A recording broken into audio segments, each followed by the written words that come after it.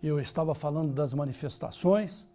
Manifestantes realizaram ontem mais um processo contra a presidente Dilma, contra o ex-presidente Lula e contra o PT. Os manifestantes se concentraram pela manhã na Praça da Liberdade. Os participantes do ato ainda enalteceram a Operação Lava Jato, o juiz Sérgio Moro e a Polícia Federal. De acordo com a Polícia Militar, a maior concentração de pessoas ocorreu por volta das 11h30, com cerca de 30 mil manifestantes. Os organizadores estimaram 100 mil presentes. Depois de protestar na Praça da Liberdade, parte dos manifestantes seguiu em passeata para a Praça da Estação, no centro da capital mineira. Lá, bonecos infláveis do ex-presidente Lula, de Dilma e do governador de Minas Gerais, Fernando Pimentel, foram usados no ato, que se dispersou por volta das 5 da tarde. O governo de Minas afirmou que as manifestações de domingo transcorreram sem incidentes no estado. Olha, foi apresentado ali o número dos manifestantes, mas como em qualquer circunstância, manifestantes sempre inflam os números, mas a mídia, a Polícia Militar, registrou um número de 40 mil pessoas na manifestação, o que não é pouco, né? O que não é pouco, mas não é 100 mil. E eles enalteceram também, conforme foi relatado ali, a Polícia Federal, os procuradores, o juiz Sérgio Moro, da Lava Jato. É tipo assim, o inimigo do meu inimigo é meu amigo. E hoje, às 11 horas da noite, a partir de 11 horas da noite, o programa que eu apresento aqui na BH News, Cena Política, vai debater com um cientista político, que é lá da PUC-MG, Dimas Antônio de Souza, e com o jornalista Eujácio Silva, justamente esse quadro político que derivou dessas manifestações, desse aumento do número de manifestantes e também aumentando o nível de dificuldades da presidente Dilma, que de uma certa maneira foi colocada contra a parede. E na cerimônia de entrega de ambulâncias e veículos para a saúde, isso para prefeitos de diversas cidades de Minas, o governador Fernando Pimentel evitou mencionar os protestos contra o governo federal. O petista, porém, não deixou de mandar críticas, adereçar críticas ao governo. Em seu depoimento, Pimentel afirmou que estamos vivendo uma ocasião de muita crítica à atividade política em geral. Segundo ele, devemos criticar o que está errado, mas é importante preservar a política enquanto atividade pública voltada para o bem comum naquilo que é correto. O governo do estado entregou 155 veículos a serem utilizados na área de saúde para 112 prefeituras e 5 organizações não governamentais. Foram desembolsados 6 milhões e 560 mil reais pelo Tesouro Estadual. Muito bem, todo mundo aqui conhece o presidente da Câmara, Eduardo Cunha, um dos políticos mais denunciados do Brasil, denunciado inclusive até pelo governo suíço. Mas, interessado em iniciar o quanto antes o processo de impeachment da presidente Dilma, o presidente da Câmara, Eduardo Cunha, informou aos deputados hoje que eles podem ter de ficar em Brasília até sexta-feira. O Supremo Tribunal Federal responderá na próxima quarta, depois de amanhã, aos questionamentos apresentados pelo Legislativo. E Cunha quer dar início ao processo de impeachment no dia seguinte. Na manhã de hoje, Cunha informou que convocará a reunião do Colégio de Líderes assim que o Supremo se manifestar. Os líderes de cada partido terão até o início do dia seguinte para apresentar os seus indicados para integrar a comissão que avaliará o pedido de impeachment. O recurso apresentado pelo presidente da Câmara questiona 3 pontos da decisão tomada pelos ministros do STF em plenário no final do ano passado. Os vetos à chapa alternativa e ao voto secreto para a eleição da comissão especial e, por último, a decisão de dar ao Senado poder para rejeitar o processo de impeachment. Eu estava falando que a juíza paulista, Maria Priscila Veiga Oliveira, que é da 4ª Vara Criminal de São Paulo, enviou o processo de Lula para o juiz Sérgio Moro. Ou seja, Lula agora está nas redes, diretamente nas redes da Lava Jato, dependendo da decisão do juiz Sérgio Moro. Vamos conversar agora com Raimundo Cândido Neto. Ele é advogado especializado em direito público eleitoral. Como vai, Raimundo? Tudo bem? Boa noite. Boa noite, Barroso. Tudo ótimo. Boa noite ao telespectador. Prazer em recebê-lo aqui. Prazer é todo nosso. Olha, nós estamos aqui com assim, um caminhão, vamos chamar assim, um caminhão de assunto para um advogado especializado em direito eleitoral. A gente tem todo um processo aí no Brasil sendo gestado. Eu acabei de falar aqui, o processo do Lula foi para a Lava Jato.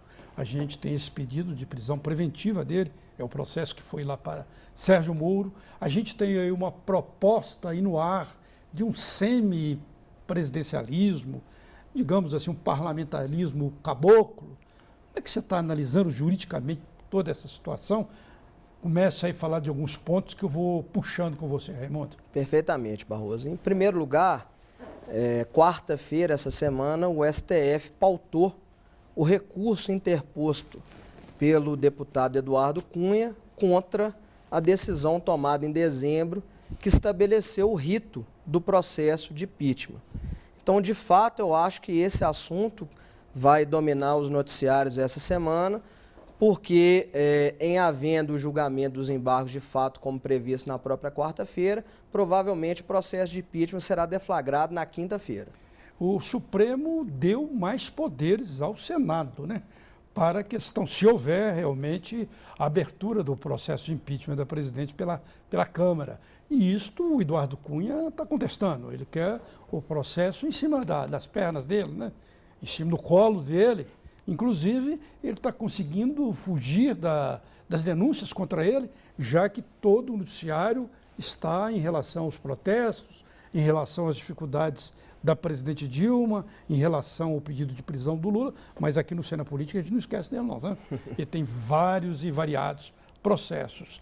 Mas essa proposta também que está no ar aí de semipresidencialismo, como é que você analisa isso? Isso é possível constitucionalmente? Antes da pergunta propriamente dita, em relação ao que o Eduardo Cunha discute no recurso dele, é porque exatamente a decisão do Supremo de dezembro, ela deu poderes ao Senado para rejeitar de plano a denúncia contra a presidente Dilma Rousseff. Rejeitar ou aceitar, né? Rejeitar ou aceitar. Tá, e em aceitando, é que a partir daí a presidente estaria afastada enquanto tramita o processo de impeachment propriamente dito. E isso é um poder que a Câmara até então entendia, por análise jurídica e também por precedentes da época do impeachment do Collor, entendia que não, bastava a votação no plenário pelo prosseguimento do processo de impeachment que a presidente estaria automaticamente afastada de suas funções. E o Supremo entendeu que não, dentro da pergunta anterior, que depende do Senado. E que pode, inclusive, rejeitar aí a discussão política sobre o Senado, o governo ter maioria ou não no Senado. Então, o Senado poderia rejeitar de plano isso ou aceitar e aí seguiria os trâmites normais. Em relação a essa questão do semi-parlamentarismo... Parlamentarismo caboclo. Eu estou chamando assim, entende? Será que isso é preconceito, falar parlamentarismo caboclo? Não é não, né? Não, em eu absoluto. estou usando essa expressão. Não, em absoluto. De fato, há um processo no Supremo Tribunal Federal e ainda há muita especulação sobre esse processo. De fato, não houve uma discussão jurídica e política acerca da procedibilidade, da questão da constitucionalidade de referida proposta. O que nós vimos foi que no noticiário, alguns ministros do Supremo andaram dizendo que vão, sim, se manifestar acerca, ou que seria possível o julgamento... Se seria possível por meio de uma PEC, que é uma proposta de emenda à Constituição? Sim. Não precisaria de fazer um plebiscito? Não, Porque já houve um plebiscito que definiu, isso foi há alguns anos, que definiu que a população, eu não falo povo, que isso é muito populismo, a população no geral, definiu como o regime presidencialista, que é o que a população quer. E afastou, naquela época, o parlamentarismo. Perfeitamente, mas a brecha que foi alcançada pelo propositor da medida é que, por meio dessa PEC, sim, independentemente de consulta popular, poderia haver essa instituição, já que não afrontaria as cláusulas pétreas da Constituição. Pode haver, então, pela PEC. Em tese, a defesa, a fundamentação dos propositores é exatamente nesse sentido. Mas esse vai ser um assunto que já está no Supremo para ser pautado, mas que ainda não há definição, nem prévia. E agora, a questão política pode apressar as coisas, né? Sem dúvida alguma. Raimundo Candido, eu queria te perguntar sobre, especificamente, Lula.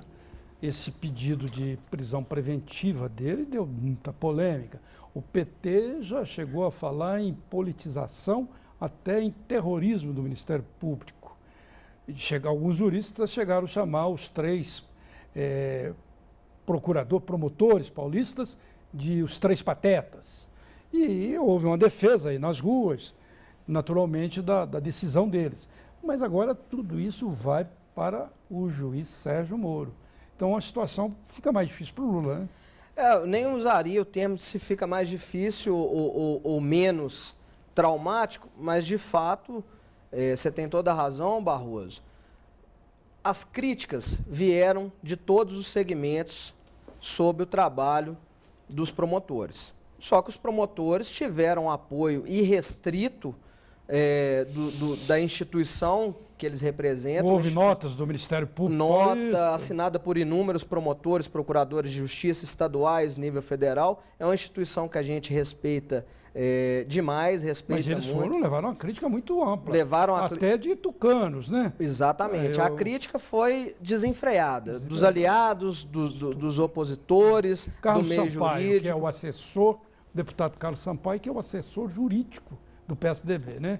Ao lado de Aécio Neves, ele disse que não é uma medida cabível judicialmente, criticou, né? Exatamente. E a juíza, para quem o processo foi distribuído, numa decisão hoje, publicada ou divulgada hoje, ela remeteu os autos à operação às mãos do juiz Sérgio Moro, com a argumentação jurídica de que os fatos ali tratados também já estariam tratados naquela denominada Operação Lava Jato, e mais, ela entende que os crimes apontados por esses promotores na denúncia contra o Lula seriam crimes federais.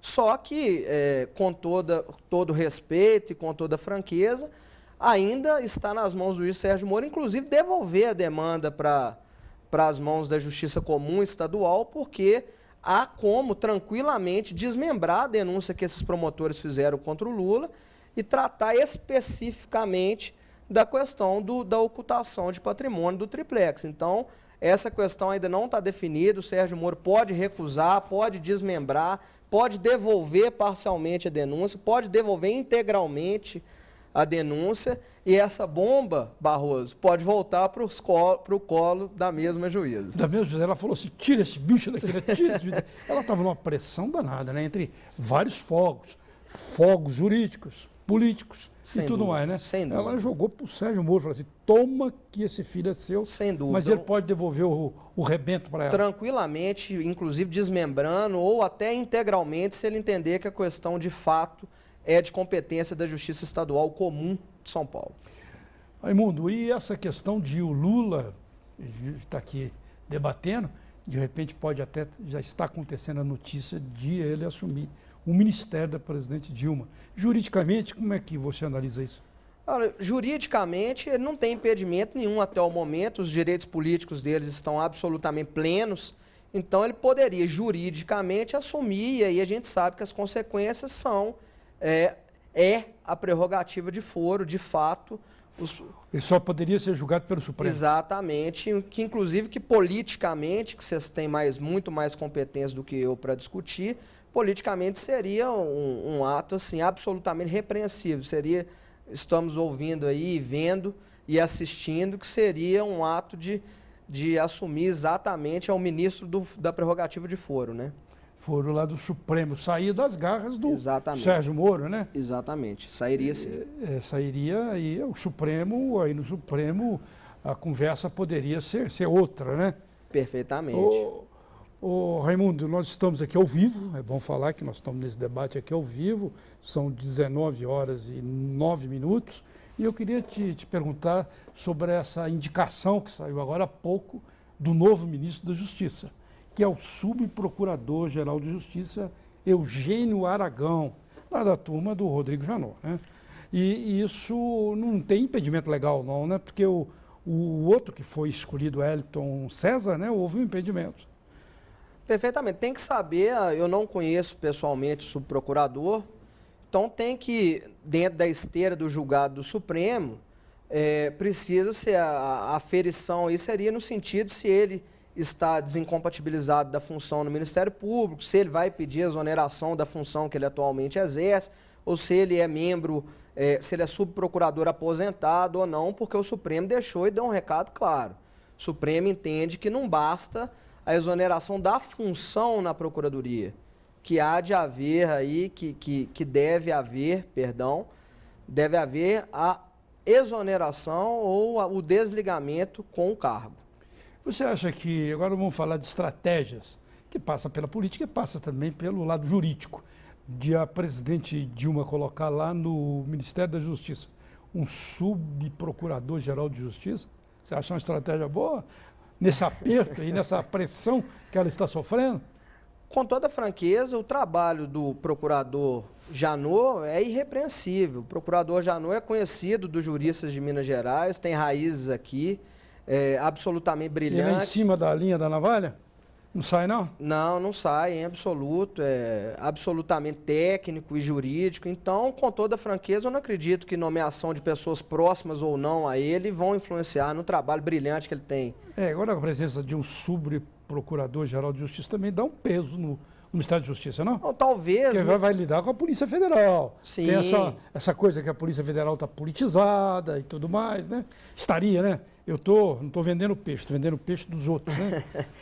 Barroso, talvez melhore o diálogo, sem dúvida. Talvez melhore o diálogo, melhore o canal aí de comunicação entre o governo, até mesmo para fins de entrega de documento, para evitar operações de busca e apreensão. Você entrega espontaneamente determinado tipo de documentação, com certeza e talvez melhore o diálogo. Raimundo Cândido, eu agradeço muito a sua presença aqui, suas informações, conheço muito dos seus familiares. Um abraço a eles, já ocuparam a presidência da OAB, seu avô, seu tio, né? Exatamente. E muito obrigado, boa noite para você. Eu que agradeço, Barroso, estamos à disposição da BH News e à sua disposição quando precisar. Obrigado. E o Redação BH News volta logo após um rápido intervalo.